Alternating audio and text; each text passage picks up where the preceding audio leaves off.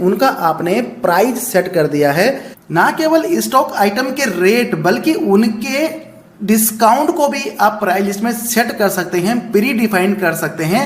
इससे फायदा क्या होगा कि जब भी आप सेल का इनवाइस बनाएंगे तो आपकी जो स्टॉक आइटम का रेट आपने सेट किया हुआ है और जो डिस्काउंट आपने सेट किया हुआ है ऑटोमेटिकली वहां पे आ जाएगा और आपको हाथ से मैनुअल नहीं डालना पड़ेगा या आपको स्टॉक आइटम्स के रेट को याद रखने की जरूरत नहीं है। अब 1, 2 या 10, 15, 20 आइटम है तो उनका तो आप याद भी कर सकते हैं, लेकिन अगर आपके पास नंबर ऑफ इन्वेंट्री बहुत ज़्यादा है तो आप उसको याद नहीं रख सकते हैं। इसलिए प्राइस लिस्ट को बनाना चाहिए और उसका इस्तेमाल करना चाहिए जिससे कि जो ह्यूमन मिस्टेक्स हैं उनको अवॉइड कर सकें और जो काम है काम और भी ज़्यादा स्पीड से हो सके। दूसरा इसका फायदा ये है कि अगर आज आपने प्राइस लिस्ट बना दी है, प्राइस लिस्ट मतलब आपने आइटमों के रेट सेट कर दिए हैं, अब मान लीजिए 1 महीने बाद, 2 महीने बाद या कभी भी उन आइटम्स के जो रेट हैं वो चेंज हो जाते हैं तो आप 1 क्लिक में सभी आइटम्स के रेट को चेंज कर सकते हैं। अब वो चाहे रेट बढ़ाना हो या घटाना हो, आप 1 क्लिक में उनके रेट्स को बढ़ा घटा सकते हैं। तो ये सुविधा आपको मिल जाती है प्राइस लिस्ट को मेंटेन करने से। अब ये टैली में इनबिल्ट होता है या इसके लिए कुछ और करना पड़ता है? तो दोस्तों ये फीचर टैली में इनबिल्ट होता है। जो भी आप टैली सॉफ्टवेयर इस्तेमाल कर रहे हैं, जो भी वर्जन इस्तेमाल कर रहे हैं, उसमें ये फीचर होता है। बस आपको एनेबल करना होता है, प्राइस लिस्ट बनाना होता है और छोटी मोटी टैगिंग करनी होती है, वो भी 1 टाइम। उसके बाद आप प्राइस लिस्ट का सही इस्तेमाल कर सकते हैं। अब जो दूसरा क्वेश्चन आ जाता है कि भाई क्या प्राइस लिस्ट एक ही बनती है या एक से ज़्यादा भी बना सकते हैं? तो दोस्तों आप जितना मर्जी चाहे प्राइस लिस्ट बना सकते हैं। मैं आपको एक एग्जाम्पल के तौर पर समझाने की कोशिश करता हूं। मान लीजिए आपका होलसेल का काम है। अब होलसेल में आपके पास अलग अलग तरह के कस्टमर्स की कैटेगरी होती है। जैसे कि सबसे पहला हो गया आपका जो रिटेलर है, दूसरा हो गया जो कि आपसे होलसेल रेट पे माल खरीदते हैं, तीसरा हो गया जो आपके कस्टमर्स हैं जो कि आपके पास डायरेक्ट आपके पास आके और आपसे एक एक दो सामान लेके जाते हैं। तो ऐसे सिचुएशन में आप उनके अकॉर्डिंगली प्राइस लिस्ट को सेट कर सकते हैं। जब आप इनवॉइस को बनाएंगे बस आपने प्राइस लिस्ट को चूज करना है कि भाई इस पर्टिकुलर कस्टमर के लिए कौन सी प्राइस लिस्ट से रेट उठाना है। और इतना ही नहीं, अगर आप उसको प्री डिफाइन करना चाहते हैं कि भाई ये जो कस्टमर है ये मेरा रिटेल कस्टमर है, तो उसके लेजर में ही आप सेट कर सकते हैं कि भाई इसको जो प्राइस लिस्ट एप्लीकेबल होगी वो ये वाली प्राइस लिस्ट एप्लीकेबल होगी। जिस तरह का भी आपका कस्टमर है और आपने अगर उसकी प्राइस लिस्ट बनाई हुई है तो आप उस लेजर में उस तरह की या उस पर्टिकुलर प्राइस लिस्ट को टैग कर सकते हैं ताकि जब भी उसका बिल बनाएं तो आपको प्राइस लिस्ट को भी ध्यान में रखने की जरूरत नहीं है कि भाई ये कस्टमर मेरा कौन से प्राइस लिस्ट के अंडर में आता है। तो अब बात करते हैं कि इसको टैली में कैसे मेंटेन करना है, इसका सही तरीका क्या है और इसकी एक एक चीज को कैसे कॉन्फ़िगर करें। तो इस वीडियो को ध्यान से देखना, कहीं पे भी मिस मत करना। स्टेप बाय स्टेप मैं आपको इस वीडियो में डिटेल में बताता हूं कि कैसे आपने प्राइस लिस्ट को एनेबल करना है, कैसे आपने प्राइस लिस्ट को बनाना है, कैसे आपने प्राइस लिस्ट के रेट को चेंज करना है 1 क्लिक में, कैसे आपने उसको टैगिंग करना है। तो ये सब मैं आपको इस वीडियो में बताऊंगा। तो दोस्तों यहाँ पे मैंने एक कंपनी तैयार कर दी है, यानी कि क्रिएट कर दी है डेमोस्ट्रेशन के लिए।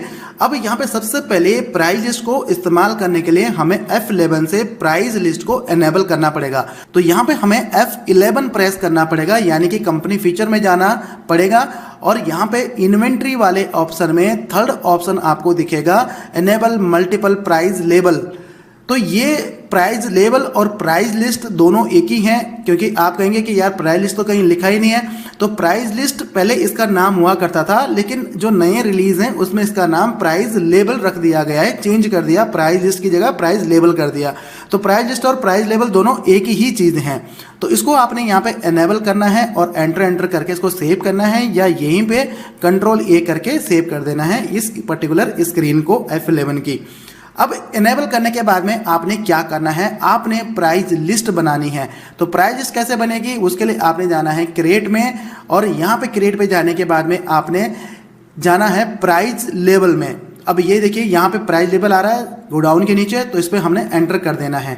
अब यहाँ पे हमें प्राइस लेबल का यानी कि प्राइस लिस्ट का नाम देना पड़ेगा कि किस नाम से हम प्राइस लेबल रखना चाहते हैं, जिससे कि जब भी हमारे पास लिस्ट आए उसके नाम से हमें पता लग जाए कि ये कौन सी प्राइस लेबल है या कौन सी प्राइस लिस्ट है। तो जैसे कि मैं यहाँ पे बना देता हूँ होल सेल, और यहाँ पे जैसे आप एंटर करेंगे तो दूसरे पे आ जाएंगे। दूसरा बना देता हूँ रिटेल और तीसरा बना देता हूँ रेगुलर। ठीक है, तो ये 3 प्राइजेस मैंने यहाँ पे बना दी हैं। तो आप जितने मर्जी चाहें उतनी प्राइस लेबल या प्राइस लिस्ट यहाँ पे बना सकते हैं। तो इसको जैसे एंटर करेंगे तो ये हमारी प्राइस लिस्ट का नाम हमने सेट कर दिया है। अब हमें क्या करना है, अब हमें प्राइस लेबल सेट करना है। अगर आप कैटेगरी वाइज भी सेट करना चाहते हैं तो कैटेगरी वाइज भी कर सकते हैं, अगर आप अपने टैली में कैटेगरी को इनेबल करके यूज कर रहे हैं, इस्तेमाल कर रहे हैं। अगर नहीं कर रहे हैं तो प्राइस लिस्ट स्टॉक ग्रुप पे आप एंटर कर देना। तो यहाँ पे करने के बाद में यहाँ पे पूछता है स्टॉक ग्रुप नेम, तो यहाँ पे अगर आपने ग्रुप वाइज सेट करना है तो ग्रुप वाइज कर सकते हैं, और अगर आपने सभी आइटम का करना है तो यहाँ पे आपने ऑल आइटम ले लेना है। उसके बाद कौन सा प्राइस लेवल आपने सेट करना है, यहाँ पे अगर आप देखेंगे यहाँ पे राइट हैंड साइड में आपके पास एक रिवाइज प्राइस का भी ऑप्शन आता है, तो ये मैं आगे चल के आपको बताऊंगा। दूसरा यहाँ पे तो जैसे आप यहाँ पे F12 यानी कि कॉन्फ़िगरेशन में जाएंगे तो यहाँ पे एक ऑप्शन आता है show all item for price level. तो इसका मैं अभी आपको इफेक्ट बताऊंगा कि इसका इफेक्ट क्या पड़ता है। तो अभी हम इसको नो ही रखते हैं। तो यहाँ पे कौन सा प्राइस लिस्ट हमें बनाना है, जैसे कि हम होलसेल का प्राइस लिस्ट बना लेते हैं यहाँ पे। तो इसको एंटर कर दिया। कब से एप्लीकेबल करना है, तो इसको मैं डाल देता हूँ 1 अप्रैल 23। तो जब से भी आपकी प्राइस लिस्ट एप्लीकेबल हो रही है, यानी कि जब से भी वो प्राइस लिस्ट आप सेट करना चाहते हैं तो वो डेट आप यहाँ पे डाल सकते हैं। इससे फायदा क्या होगा, मान लीजिए आज की डेट से ही आप प्राइस लिस्ट मेंटेन करना स्टार्ट करते हैं, तो आज से जो भी आप बिल बनाएंगे और ये प्राइस लिस्ट सेट करेंगे तो वो पर्टिकुलर रेट पिक करेगा। इससे पहले के जो बिल हैं या इससे पहले के डेट में अगर आप कोई इनवाइस बनाएंगे और वहाँ पे आपको प्राइस लिस्ट से प्राइस नहीं उठाएगा, तो यहाँ पे आपने सही डेट डालनी है जिस डेट से आप प्राइस लिस्ट को एप्लीकेबल करना चाहते हैं। तो जैसे कि मैंने यहाँ पे 10 अप्रैल 2023 डाल दिया, तो इसको मैं एंटर करूँगा। अब यहाँ पे देखिए, यहाँ पे हमारे सारे आइटम्स यहाँ पे लिस्ट हो जाते हैं। तो थोड़ा सा इसके बारे में समझ लीजिए कौन सा इफेक्ट कहाँ पे कैसे पड़ने वाला है। तो सबसे पहले तो ग्रुप हो गया कि कौन से ग्रुप की आइटम यहाँ पे शो होंगी। तो यहाँ पे ऑल आइटम्स ले लिया हमने, तो यहाँ पे ग्रुप से नहीं बल्कि सारी आइटम्स यहाँ पे लिस्ट होंगी। अगर यहाँ पे ग्रुप चूज कर लेंगे तो यहाँ पे जो आइटम आ रही है वो आपके ग्रुप से ही आइटम आएंगी। ठीक है, उसके बाद यहाँ पे प्राइस लेवल कौन सा सेट कर रहे हैं, होलसेल का कर रहे हैं, और कब से एप्लीकेबल कर रहे हैं, 10 अप्रैल 2023 से सेट कर रहे हैं। अब यहाँ पे आप देखेंगे कि यहाँ पे कोई आइटम्स नहीं आई हैं, यानी कि सारी आइटम हमें एक एक करके चूज करनी पड़ेंगी। अगर आप यहाँ पे जैसे कि मैंने अभी इससे थोड़ा सा बैक चलते हैं, तो यहाँ पे देखिए अगर मैं इसको F12 में जाके कॉन्फ़िगरेशन में जाके और इस ऑप्शन को एनेबल कर दूंगा, तो अभी क्या होगा, जो भी हमारी जितनी भी स्टॉक आइटम हमारी लिस्ट में है वो सारे ऑटोमेटिकली सेलेक्ट होके आ जाएंगी लिस्ट में। बस हमने उसका रेट डिफाइन करना है। तो जैसे कि मैं इसको एंटर करता हूँ तो ये देखिए ये जितनी भी आइटम्स हैं ये हमारी इस लिस्ट में आ चुकी हैं। अगर आपकी 100, 50, 1000, 2000, 5000, 1 लाख स्टॉक आइटम है तो सारी यहाँ पे सिलेक्ट होके आ जाएंगी। बस आपने उनका रेट सेट करना है। अब रेट सेट यहाँ पे बड़े ध्यान से आपने करना है, क्योंकि यहाँ पे बहुत सारे लोग गलती करते हैं। तो यहाँ पे आप क्वांटिटी वाइज भी रेट सेट कर सकते हैं। तो चलिए मैं आपको क्वांटिटी वाइज भी रेट सेट करके दिखा देता हूँ। 0 से डाल देता हूँ, 0 से 10 की जो क्वांटिटी है उसका जो रेट रहेगा, उसका रेट रहेगा होलसेल के लिए 100 रुपीज़। ठीक है, और उसमें डिस्काउंट कितना रहेगा वो भी हम यहाँ पे डाल सकते हैं अगर है। तो जैसे कि मैंने डाल दिया कि होलसेल के लिए यहाँ पे कोई डिस्काउंट नहीं है, या अगर है तो आप यहाँ पे डाल सकते हैं। अब यहाँ पे एंटर करेंगे तो यहाँ पे दूसरा ऑप्शन पूछता है कि भाई 0 से 10 तक का तो आपका 100 रुपये है, और 10 से 50 तक का हमारा जो रेट रहेगा वो 90 रुपये रहेगा। ठीक है, इसमें डिस्काउंट कुछ नहीं रहेगा। अब 50 से 100 तक का हमारा जो रेट रहेगा वो 80 रुपये रहेगा। ठीक है, और 100 से आगे जितना भी होगा उसमें जो रेट रहेगा वो 70 रुपये रहेगा। ठीक है, इसमें भी डिस्काउंट कुछ नहीं जाएगा। अब बात करते हैं सेकंड आइटम यानी कि मॉनिटर की। अब इसमें मैं सिंपल आपको यहाँ पे एक ही रेट डाल के दिखा देता हूँ, क्योंकि हमने क्वांटिटी वाइज तो ऊपर डाल दिया, ठीक है। आप चाहें तो सभी में डाल सकते हैं, जैसे भी आपके यहाँ पे एप्लीकेबल होता है वैसे आप यहाँ पे डाल सकते हैं। तो यहाँ पे हम लेस देन कुछ नहीं डालते हैं, इसको हम सिंपली भाई इसका एक फ्लैट रेट रख देते हैं कि इसका जो फ्लैट रेट है मॉनिटर का वो है हमारा 5000 रुपीज़, ठीक है। अब पर नोज का, ठीक है, पर एक क्वांटिटी का।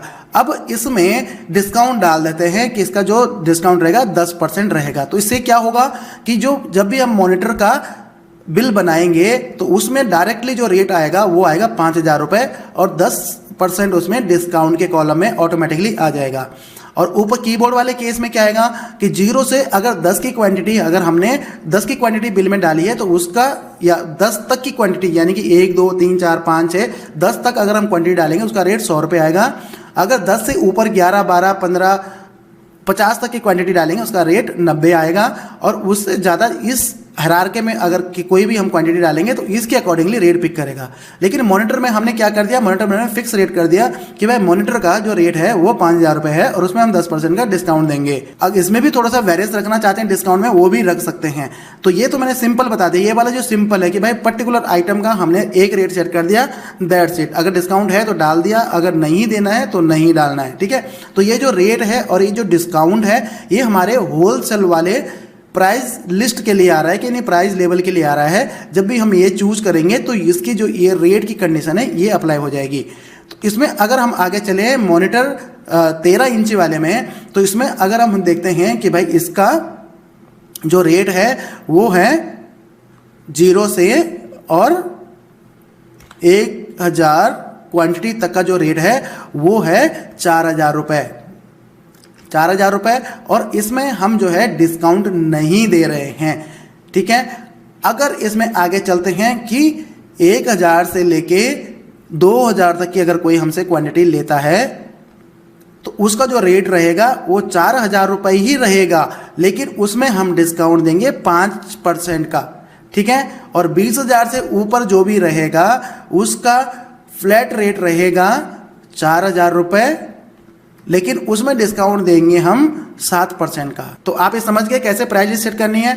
तो यहाँ पे हम थर्ड आइटम का भी प्राइस यहाँ पे सेट कर देते हैं। तो इसका हम फ्लैट रेट डाल देते हैं यहाँ पे एलईडी टीवी का, सैमसंग एलईडी 54 इंच का, तो इसका हम डाल देते हैं 10,000 रुपये और इसमें हम फ्लैट 10% का डिस्काउंट रख देते हैं। तो ये हमारी प्राइस लिस्ट बन गई। अब इसको सेव कर देते हैं।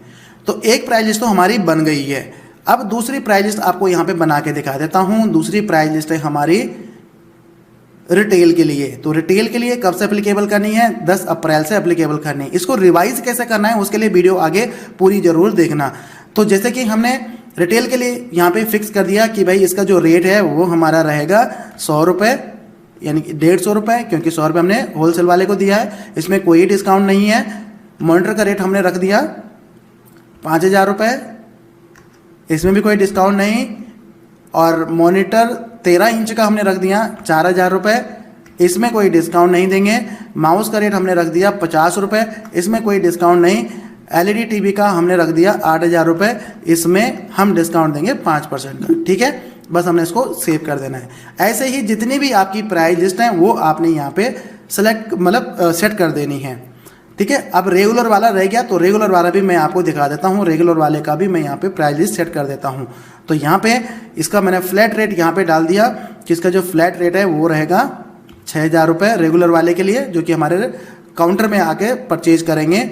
उसमें कोई डिस्काउंट नहीं। मॉनिटर का हम लिख देते हैं यहाँ पे 5000 रुपये, इसमें कोई डिस्काउंट नहीं। इसका भी हम लिख देते हैं 5000 रुपये, इसमें भी कोई डिस्काउंट नहीं।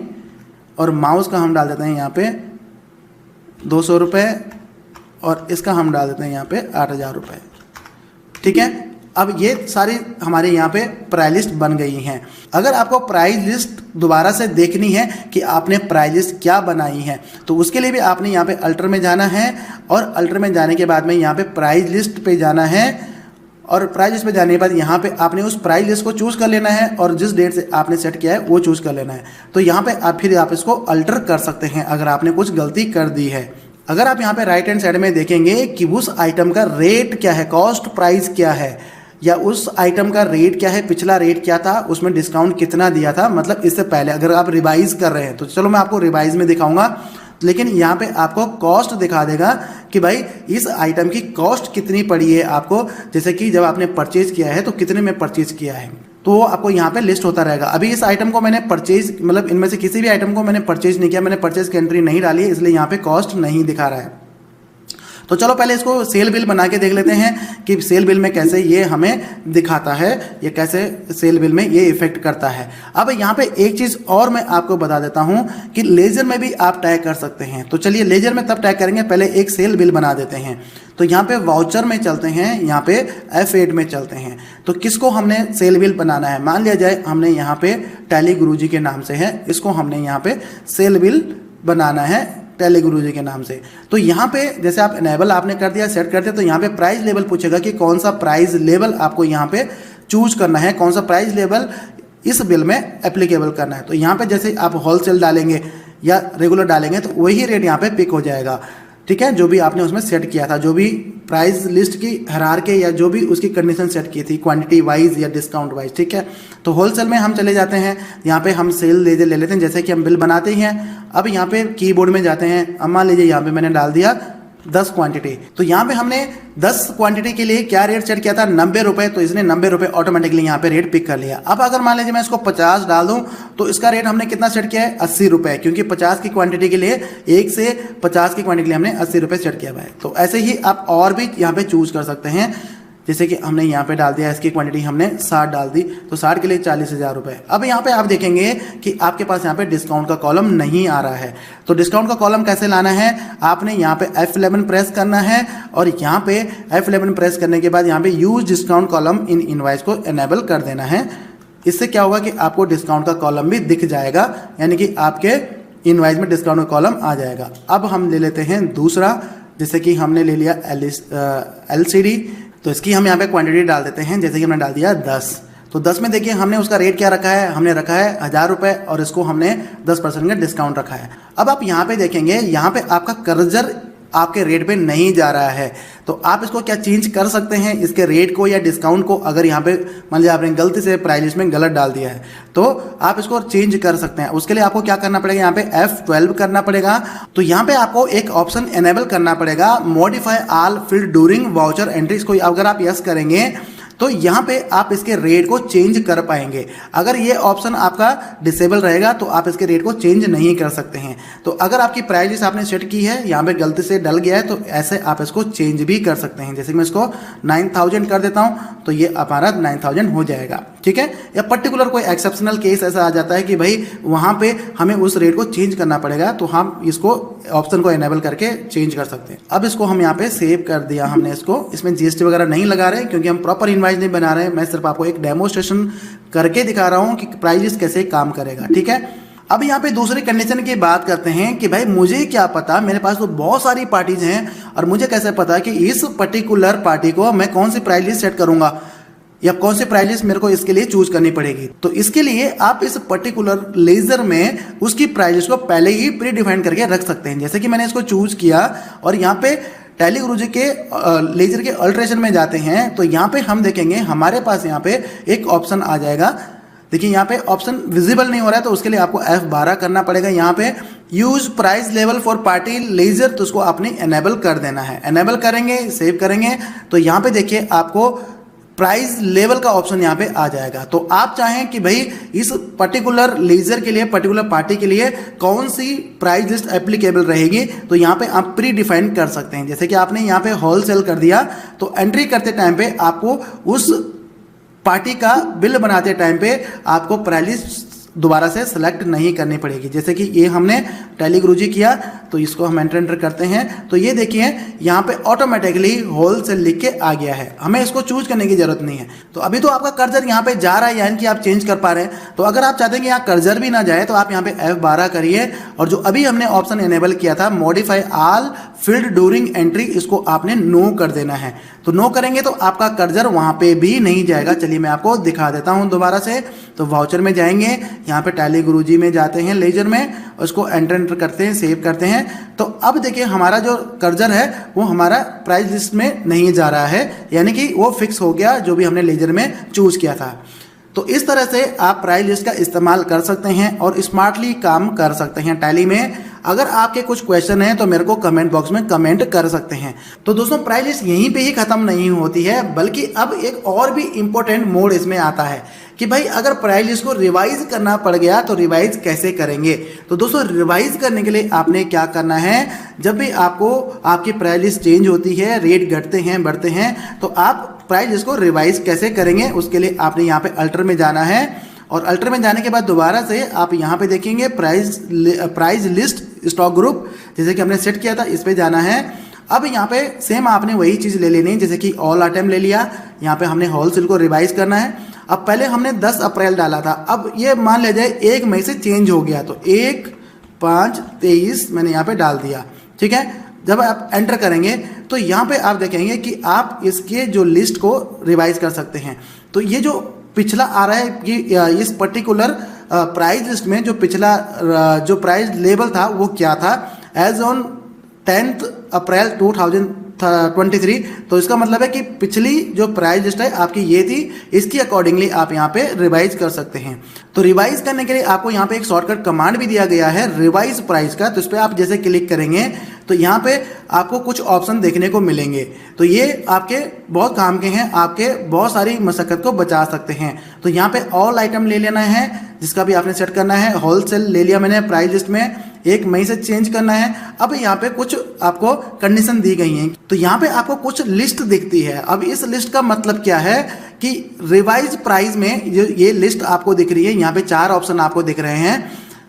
अगर आपने यहाँ पे अमाउंट को रिवाइज नहीं करना है तो आपने इसको नॉट एप्लीकेबल कर देना है, और अगर डिस्काउंट को आपने रिवाइज करना है तो यहाँ पे आप रिवाइज कर सकते हैं।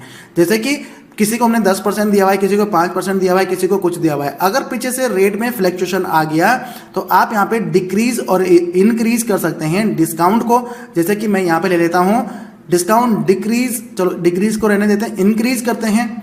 ठीक है, दोनों एक ही तरह के। इंक्रीज करते हैं कितने परसेंट से, 2% से मैंने इंक्रीज कर दिया। लेकिन यहाँ पे आपने एक चीज को ध्यान रखना है कि जो भी आप यहाँ पे डालेंगे, तो जैसे आप एंटर करेंगे ये आपकी प्राइस लिस्ट रिवाइज हो जाएगी।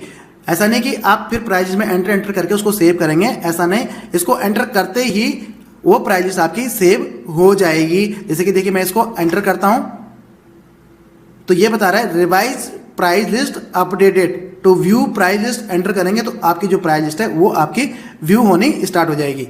ठीक है, मतलब वो प्राइस लिस्ट ऑटोमेटिकली चेंज हो जाएगी। अब बात करें कि भाई इसको हमें अगर अमाउंट वाइज रिवाइज करना हो, इंक्रीज या डिक्रीज करना हो तो कैसे करेंगे। तो यहाँ पे सेम आपने वही ले लेना है, ऑल्टर और ऑल आइटम ले लेना है। होलसेल ले लिया जो कि हमें रिवाइज करनी है। अब मई की जगह 1 जून से हम इसको रिवाइज कर रहे हैं, तो 1 जून से यहाँ पे ले लिया कि भाई इसका आइटम का क्वांटिटी क्या था, इसका यहाँ पे आपको दिखा दिया कि 1 मई आपकी लास्ट प्राइस लिस्ट थी। अब यहाँ पे आपने रिवाइज पे जाना है और यहाँ पे ऑल आइटम ले लेना है। किसको ऑल्टर कर रहे हैं, इसको कर रहे हैं, 1 जून से कर रहे हैं। अब यहाँ पे हमें डिस्काउंट करना है तो डिस्काउंट भी कर सकते हैं और उसके साथ अमाउंट को भी कर सकते हैं।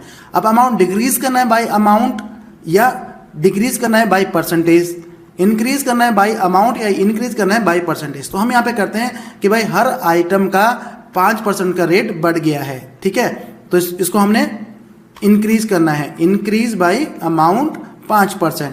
तो सभी आइटम का 5% का रेट बढ़ जाएगा। और अगर उसमें डिस्काउंट बढ़ाना है तो आप एंटर यहाँ पे डिस्काउंट को भी एंटर कर सकते हैं। अगर डिस्काउंट नहीं बढ़ाना है तो उसको नॉट एप्लीकेबल कर सकते हैं। तो जैसे कि मैं इसमें डिस्काउंट को भी ले लेता हूँ कि भाई डिस्काउंट हमारा इंक्रीज डिक्रीज होगा कितने से, 1% से। तो हम इसको एंटर कर देते हैं और ये हमारी प्राइस जो है तैयार हो गई है, जिसमें कि 1% डिस्काउंट लेस कर दिया गया है और इसका जो अमाउंट है उसमें 5% की बढ़ोतरी हो चुकी है सभी आइटम में। ठीक है दोस्तों, तो इस तरह से आप प्राइस लिस्ट को या प्राइस लेवल को रिवाइज भी कर सकते हैं। तो उम्मीद करता हूं कि आपको अच्छे से समझ आ गया होगा कि प्राइस लेवल कैसे इस्तेमाल करते हैं टैली में, प्राइस लिस्ट कैसे इनेबल करते हैं, कैसे कॉन्फ़िगर करते हैं, इसका इस्तेमाल कैसे होता है, क्या होता है, सब कुछ आपको समझ आ गया होगा। अगर आपके माइंड में कुछ क्वेश्चन है तो मेरे को कमेंट बॉक्स में कमेंट कर सकते हैं, मैं पूरी कोशिश करूंगा आपको आपके कमेंट के रिप्लाई करने की। तो दोस्तों अगर वीडियो अच्छी लगी हो, आपके काम की हो, तो वीडियो को लाइक जरूर कर देना और अपने फ्रेंड सर्कल में, अपने सोशल मीडिया पे इस वीडियो को शेयर जरूर कर देना, ताकि जैसे कि आपको जरूरत